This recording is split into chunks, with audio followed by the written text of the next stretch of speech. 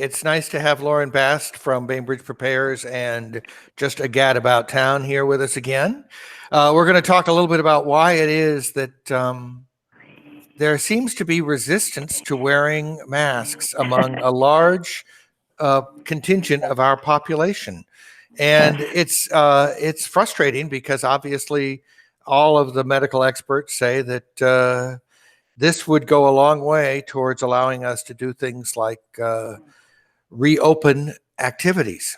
So I'm just gonna mute you just so that it's easier to have the camera focus just on Loren. But if you are interested in commenting, don't hesitate to unmute yourself on the phone *6, or you know how to do it if you're on your computer.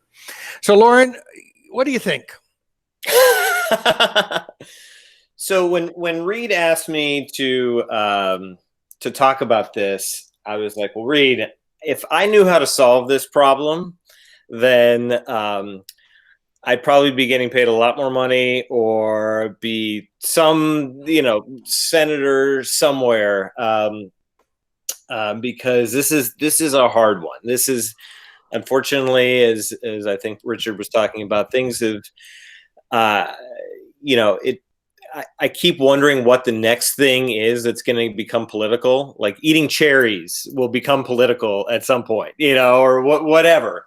And unfortunately, this is just one of those things that has gone there. I'm not going to make this much of a political conversation, even though unfortunately I think that's a lot of the resistance is rooted in sort of a political, which side are you on? But just some background as to, for those that aren't aware of how I've been involved in the pandemic response. So I'm a big believer in masks. I've got basically, it's like, as some people love shoes or whatever, and have 3 dozen pairs in their closet. I've got a different type of mask. I've collected maybe 2 dozen different kinds. And because when I was originally, kind of on board the mask train, when you first put on one, you kind of realize, man, they are just like shoes or like a pair of pants or something like that, where, you start to find out that this one's too heavy, or this one doesn't basically latch around your head the right way. And so it took me about 6 different styles of masks to finally find one that I didn't dislike using. I'll be the first to admit, like, would I rather not wear a mask? You bet. I remember back in the day when I didn't have to wear a mask outside. So, I made a big point in trying to find masks that were going to be comfortable for people. Especially myself, because if it's comfortable, then you'll wear it more. You have less resistance to wearing it than if it was uncomfortable or too hot or falling off your face or you name it. So as the mask, the city council, I know a number of folks on the city council, and so and I've worked with them a lot of mask issues, and they sort of wrote me in to discuss the mask ordinance that they were proposing prior to the governor mandate. And I was, again, I'm a firm believer in masks. As Reed said, a lot of it is because the majority of the science suggests that masks either have definite benefit or at least do no harm. And so why not wear it? One of the things that I was actually trying to investigate prior to this call, I didn't get around to it, is the incidence of, America and the Western countries don't have a culture of wearing masks, but Asian countries do. And so, Vietnam and Thailand and Japan and South Korea. And I was trying to basically find instances of flu, other respiratory diseases per capita versus Western countries. And I didn't get quite around to that, but essentially, you go to Asian countries, and you might walk through the streets and find maybe a quarter to a third of the individuals wearing masks at all times, pandemic or no pandemic. And so I'm really curious about the science of those cultures and how much they are infected by seasonal flu or seasonal colds. I didn't get around to it, but I'm very interested in continuing that research. But when the council asked me to address the ordinance that they were considering, I was all for a ordinance, but I was concerned about enforcement. And because of how politically toxic the issue was or is, because I was very concerned when they were first putting together the ordinance.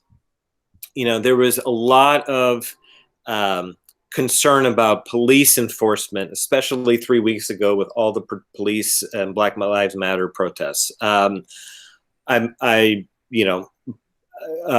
a big supporter of both groups, both the Black Lives Matter as well as our police department, our Bainbridge Island Police Department, because I see them as being a model of what good policing can be. And I wanted to let tension simmer both locally and nationally a little bit before we'd ask police to do the enforcement of masks. And so I was very hesitant to support enforcement of masks, even though I knew what the good health results would be. I was just worried about the legal enforcement and just kind of engaging in sort of toxic police resistance to the community and adding to that level of concern. But then that was all taken away with us from local conversation when the mask mandate came in through the governor. And so now it comes down to, well, how do you enforce it? If you don't want the hard hand of the police to come in, how do you actually enforce it? And so I can share a couple things. So as of this morning, I spoke to Chief Clark, the Bainbridge Island Police Department. They have had no calls since the mask mandate came into effect on mask enforcement. So they basically are both relieved. On one hand, because they don't want to do the enforcement if they don't have to. But also concerned that maybe people are just not calling. There's instances of non-mask wearing people out there, and nobody just wants to kind of make the call, snitch them out. Well, and I also think that it's transient. So I have an experience where I'm with somebody in a situation and they are not wearing a mask. Mm-hmm.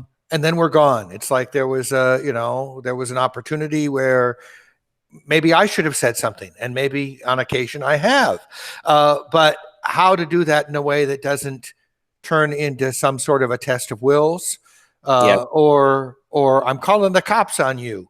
And I think that when Governor Inslee put the mask mandate in force, he was asked at that press conference by members of the media, so how are you going to enforce it?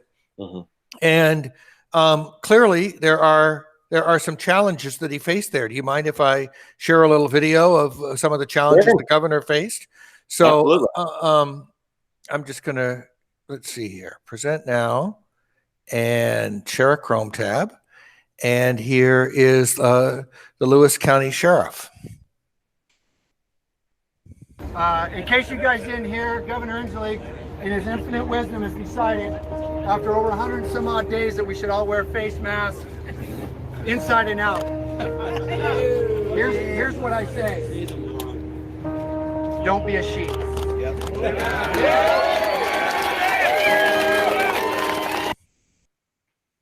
So that's kind of a challenge.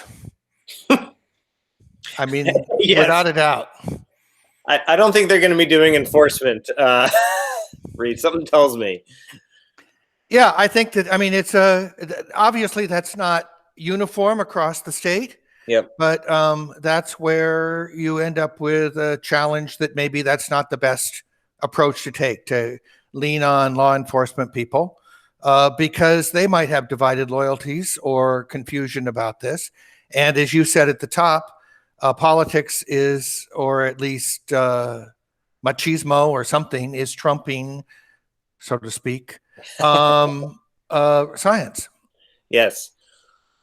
So I'll fast forward to when Reed asked me to discuss this. I was like, well, Reed, this may actually just purely be a discussion, because I don't know if I have any grand solutions to this. But in the few days that I've had to think about it since Reed asked me to address this, a couple things did come to mind that I'll kind of share with the group. So when had an experience on Thursday, I was in Ace Hardware, and luckily, let me also say this: Bainbridge Island, and this is all anecdotal, but I've spoke both from my personal experience as well as anecdotal information given to me from a number of our medical community. So I speak to dentists and doctors and nurses all the time, and the farther you get off the island, the less the mask wearing behavior is apparent. So on Bainbridge Island, you walk into a Safeway,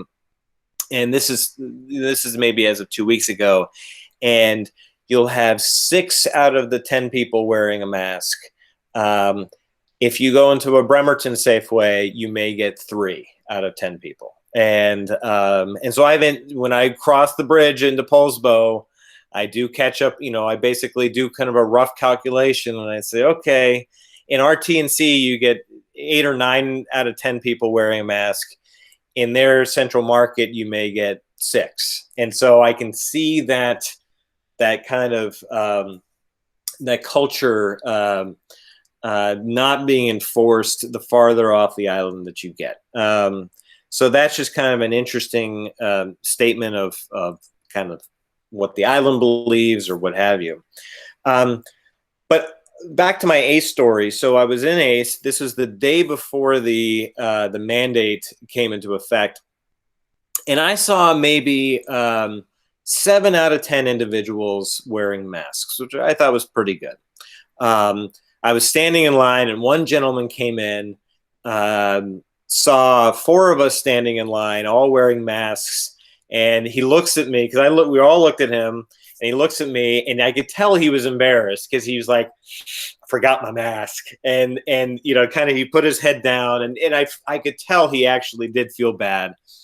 And so I started kind of going through the motions in my head about what we could do so let's pretend that 7 out of 10 ratio, you get 7 kind of behave and wear their masks, or at least mostly wear their mask. You'll get a couple people that kind of do the mouth covering and breathing out their nose, and that kind of, you shake your fist, but you kind of leave them be.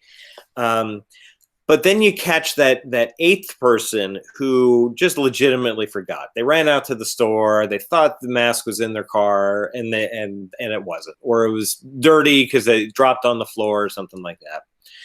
And so basically, as a forcing function for this call, I've ordered some buttons that basically say, need a mask? I have extra. And so I've always got a handful of reusables or disposables. I feel like I'm going to go back to the 80s or 90s and wear a fanny pack, and just always have a sterilized, maybe in a little Ziploc baggy mask that I can hand out if somebody sheepishly walks in to a retailer that doesn't have extra masks to give out, or maybe they don't know who to ask at the retailer. They don't wear these little buttons, so that I can be at the ready for the Ace Hardware gentleman. I'll nickname him Bob for now, and say, Bob, here you go.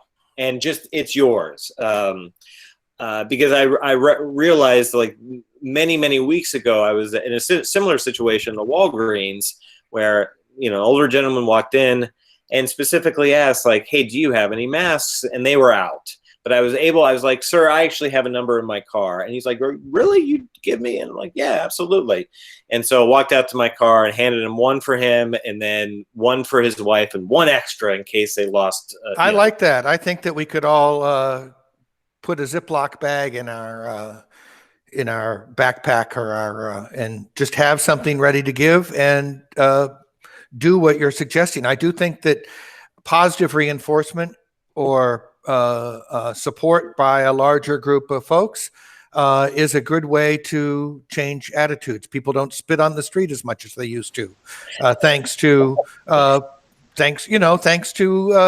public awareness campaign. Unfortunately, we don't have a lot of time to get to the place we need to be. Yeah. I'd love to share the video that the California governors did, because that's an example of positive reinforcement. This is something that is our neighbors to the south did to try to encourage people to do your part.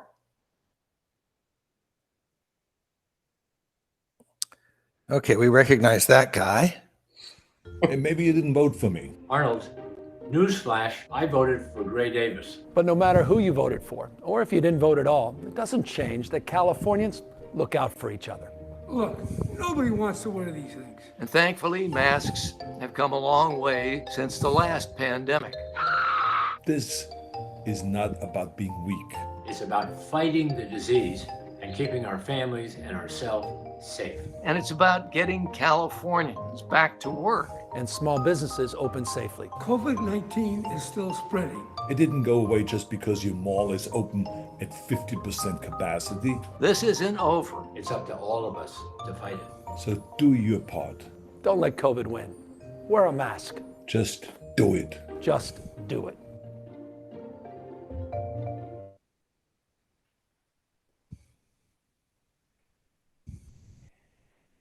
That's pretty effective, I think. Yeah, let's hope. And you know, one thing that I have noticed in the last few days is that political,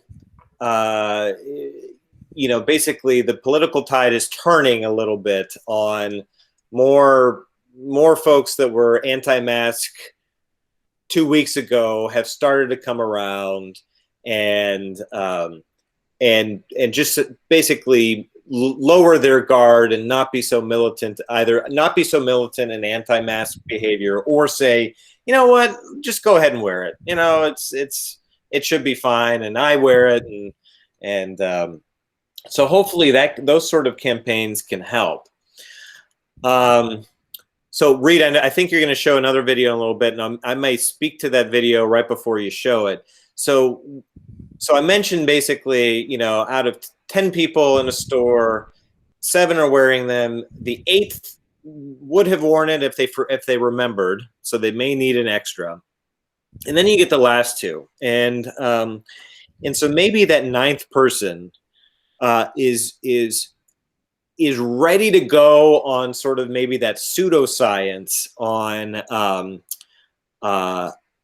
you know, basically being able to say, did you know that masks actually spread disease? Or there's, you know, they'll throw out terms like hypercardia, which means that masks trap the carbon dioxide, and you're going to be rebreathing carbon dioxide and then faint because your oxygen levels are too low because you had a mask on for the 15 minutes that you were in Ace Hardware. And so, as part of my little fanny pack, and I'm gonna step away from my camera just for a second to grab something.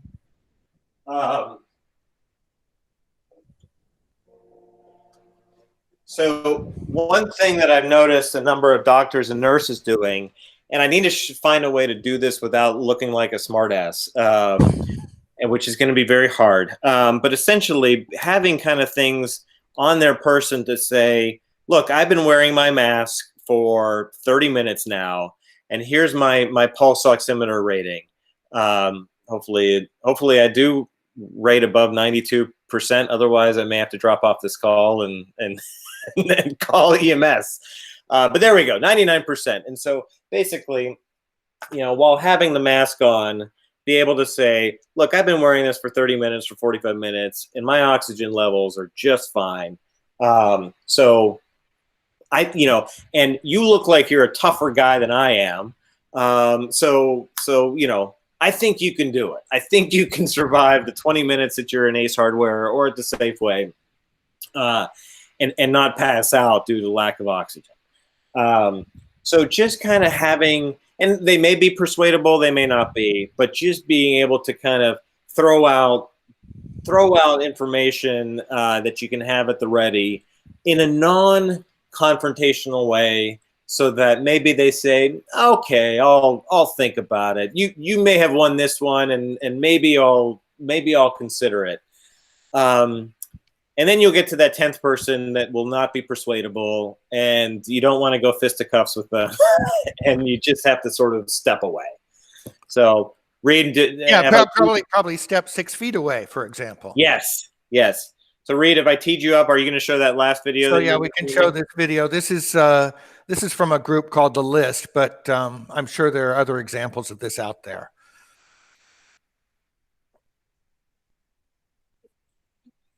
There are plenty of reasons why most of us would opt out of wearing a face mask if we could. Masks can pick up and accumulate sweat, makeup, pollen, and whatever particles might happen to float by. Depending on the materials your mask is made of, wearing a mask could trigger allergies, itchiness, and possibly even maskne. Yep, that's mask-induced acne. When you wear masks long enough, the backs of your ears begin to get tender and irritated, and unless you wear an extender, having a loose mask on may only be slightly better than having no mask at all. And let's not even talk about what happens in the summer when the heat and humidity begin to make mask wearing a real challenge. You want to wear a mask that is light in color because dark colors will get hotter faster. But all the inconveniences of wearing masks would be trivial if we found out that wearing a mask could actually hurt our lungs in the long run. And despite all the memes and spurious medical claims we've seen being made left and right on social media lately, we're still left wondering, do they really? Claims that mask wearing was detrimental to a person's lungs in particular, and possibly their health in general, began circulating in the spring of 2020, around the time the CDC recommended the use of face masks to prevent the spread of COVID-19. Internet fact-checking site Snopes appears to have had its hands full trying to debunk various theories about what happens to your lungs if you wear masks for too long. Some theories being circulated include the belief that wearing a face mask could trigger hypercapnia, also known as carbon dioxide poisoning, which would theoretically lead to a whole host of other harmful symptoms if true. But fortunately, that's not really how carbon dioxide works in this situation. In a blog post for Forbes, childhood cancer researcher Victoria Forster dismissed the idea that wearing a cloth mask can cause you to OD on carbon dioxide, quote, because carbon dioxide molecules are simply too small to be controlled by the majority of mask materials and simply pass right through. She wrote, take surgeons for example. During long procedures, they wear surgical masks for hours with no ill effects on their carbon dioxide levels. Having a surgeon with an altered mental state would not be in the best interests of either the patient or the surgeon, and thankfully, this simply does not happen. Despite what users on social media claim, wearing a mask every day will not reduce our oxygen intake to levels so critical our tissues are deprived, a condition known as hypoxia. Masks also do not cause hypoxemia, a condition characterized by low oxygen supplies to the arteries, according to Dr. Daniel Diaz from the prestigious National Autonomous University of Mexico Medical School. According to Dr. Diaz, this misinformation may arise from the feeling of lack of air due to mechanical obstruction, depending on the type of mouthpiece we are using. But the feeling of obstruction is because we are not used to using the mouth mask. But as such, it will not cause us any kind of hypoxia. The CDC's guidelines have always been clear on why people should wear face masks. They have been equally clear about who shouldn't wear face masks, and these include children under 2 years of age and persons who might have trouble breathing. The CDC is also clear about avoiding the use of respirators like N95 masks, which are only for the use of medical personnel. And in case you think you can be excused from wearing a face mask because you have asthma or COPD, Mount Sinai Hospital Professor of Medicine Neil Schachter says, I definitely recommend using a face mask for everyone in these times, especially for people with asthma and COPD. We need to protect those at risk, in particular those with fragile airways. That said, you should always consult your doctor if you're concerned about the effects of mask wearing on your lung or heart health. You know, if you have lung or cardiac issues, talk to your medical provider before wearing masks. So what happens to your lungs if you wear a face mask every day? Just about every licensed healthcare professional out there says absolutely nothing. And they should know, because particularly in times like these, doctors and nurses on the front lines are called upon to wear face masks for hours, days, and weeks at a stretch. And these are very breathable. They do prevent the respiratory droplets from being spread. Check out one of our newest videos right here, plus even more list videos.